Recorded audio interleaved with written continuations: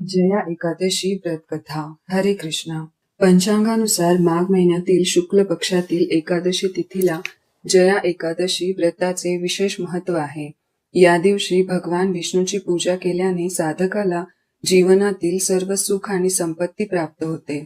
धार्मिक मान्यतेनुसार हे व्रत पाळल्याने देवी लक्ष्मींचा आशीर्वादही प्राप्त होतो, ज्यामुळे कुटुंबात सुख समृद्धी येते. उपवास करताना नियमांचे पालन करणे अत्यंत महत्त्वाचे मानले जाते, कारण त्याचे उल्लंघन केल्याने पूजेचे पूर्ण फळ मिळू शकत नाही. जया एकादशीचे व्रत केल्याने मनुष्य पापमुक्त होऊन मोक्ष प्राप्तीकडे वाटचाल करतो. हे व्रत केवळ भौतिक सुख आणि संपत्तीच देत नाही, तर आध्यात्मिक शुद्धी आणि आध्यात्मिक प्रगतीचा मार्गही मोकळा करते. जया एकादशी व्रताची कथा. धर्मराज युधिष्ठिर म्हणाले, हे देवा, स्वतेज, उडज, उद्भिज आणि जरयुज या चारही प्रकारच्या जीवांची निर्मिती, पालनपोषण आणि संहार करणारे तुम्हीच आहात. आता कृपया मला माघ शुक्ल एकादशीचे वर्णन सांगा. त्याचे नाव काय आहे, उपवासाची पद्धत काय आणि त्यात कोणत्या देवाची पूजा केली जाते. श्रीकृष्ण म्हणू लागले, हे राजन, या एकादशीचे नाव जया एकादशी आहे. या व्रताचे पालन केल्याने मनुष्य ब्रह्मदेवाच्या वधाच्या पापापासून मुक्त होऊन मोक्ष प्राप्ती करतो आणि त्याच्या प्रभावाने तो भूत, पिशाच इत्यादी जगापासून मुक्त होतो. हे व्रत पद्धतशीरपणे पाळावे. आता मी तुम्हाला पद्मपुराणात वर्णन केलेल्या त्याच्या माहितीची कथा सांगतो. देवराज इंद्र स्वर्गात राज्य करत होते आणि इतर सर्व देव स्वर्गात आनंदाने राहत होते. एकेकाळी इंद्र आपल्या इच्छेनुसार नंदनवनात अप्सरांसोबत फिरत होते आणि गंधर्व गीत गात होते. त्या गंधर्वांमध्ये प्रसिद्ध पुष्पदंत आणि त्याची कन्या पुष्पावती आणि चित्रसेन आणि त्याची पत्नी मालिनी हे देखील उपस्थित होते. मालिनी यांचा मुलगा पुष्पवन आणि त्याचा मुलगा माल्यवान हेही उपस्थित होते. पुष्पावती गंधर्व माल्याकडे आकर्षित झाली आणि त्यांच्यावर कामुक बाण सोडू लागली.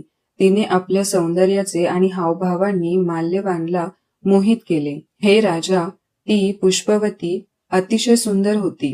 ते इंद्राला प्रसन्न करण्यासाठी गाऊ लागले, पण परस्पर मोहातून त्यांचे मन गोंधळून गेले. त्यांचे नीट गायन आणि स्वरलय योग्य नसल्यामुळे इंद्राला त्यांचे प्रेम समजले आणि हा स्वतःचा अपमान समजून त्यांनी त्यांना शाप दिला. इंद्र म्हणाला, अरे मूर्खांनो, तुम्ही माझ्या आज्ञेचे उल्लंघन केले आहे, म्हणून मी तुम्हाला शाप देतो. आता तुम्ही दोघेही स्त्री आणि पुरुषांच्या रूपाने मृत्यूलोकात जाऊन पिशाचाचे रूप धारण करून आपल्या कर्माचे फळ भोगा.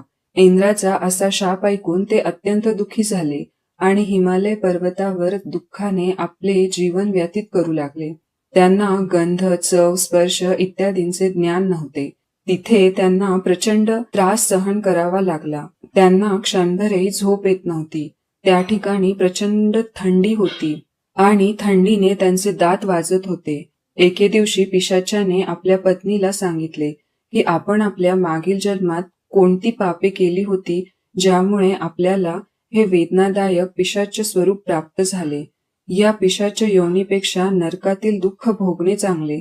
त्यामुळे आता कोणत्याही प्रकारचे पाप करू नये, अशा विचाराने ते दिवस काढत होते. दैवी योगामुळे माघ महिन्यात शुक्ल पक्षातील जया नावाची एकादशी आली.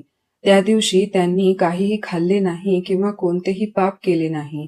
तो दिवस फक्त फळे आणि फुले खाण्यात घालवला आणि संध्याकाळी पिंपळाच्या झाडाखाली अतिशय दुःखात बसले.